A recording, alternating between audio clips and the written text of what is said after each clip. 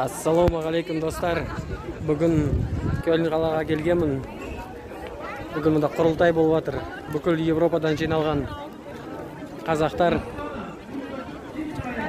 Қазір көрсетем. Негізі көбісі Түркиядан келген қазақтар.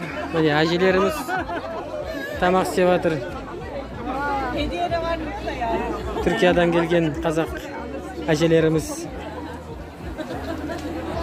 Мында үлкен қазанда қолымыз сал істеп жатыр.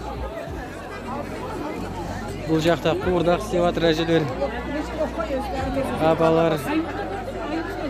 Gördüm. Керемет. Осылай достар, көп қонақ келді.